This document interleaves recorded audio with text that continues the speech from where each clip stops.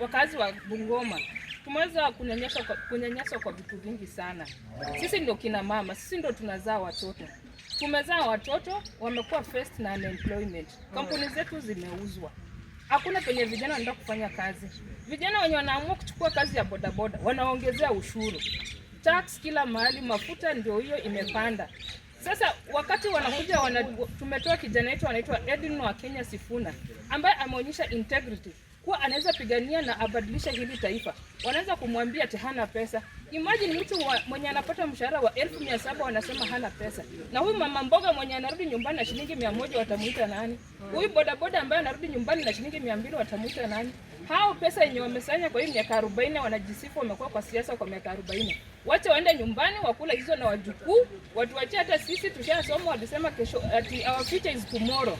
Hii ndio our tomorrow. Mbona wanataka kuishi mpaka our tomorrow? Kisha ambao wanasema ati Sifuna hizi kanyaga huku, huyu hizi enda huku. Kama hao wanajua wako na wafuasi, mbona wanazuia vuguvugu la Linda Mwananchi lisiende mahali? Kwa sababu wanajua sisi tunaongea ukweli. Na tutaenda kuambia hao watu wamekuwa na wadanganya kwa muda mrefu. Sasa tunawaletea ukweli na wanaogopa, wamezoea kuride. Kwa hiyo uongo yenye wanashindwa wakiambia wananchi kila siku, mimi ndio wenu. Hata sasa sisi tuko na wetu ambaye ni mtu mzuri na ni Edwin wa Kenya Sifuna. Sasa tunaomba kila mwananchi hata walete goodies. Olkalao, cheza kiolkalao. Hata ikifika wanawapatia hata pesa ngapi? Kampuni zishaanguka. Shilingi 200 itakusaidia, shilingi 500 itakusaidia. Kula pesa, kura patia wa Kenya Edwin Sifuna. Na tunaomba vijana msitumike kama gunzi. Huyu ni kijana mwenzenu, anajaribu kuliberate taifa. Tumshike mkono, tuungane na yeye tuweze kupigana ili hao watu wenye wanajiona wako na pesa, wanasema wako na mabilioni.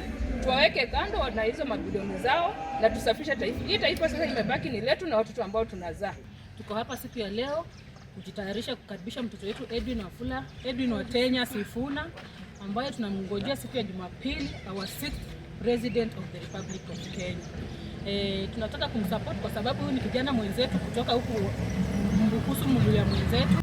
Nasimama hapa kama mama, nataka kusema hivi. Mimi kusimama karibu na Sifuna ni mtoto wetu ambaye tunataka awe president. Na chenye nataka niwaambie, sisi hatutaki watuletee pesa, na tunataka tupatie Sifuna kura kama wamama. Kura yangu ni ya the 6th, the HE Sifuna. Sisi wenyewe tunamjua kama Edwin wa Kenya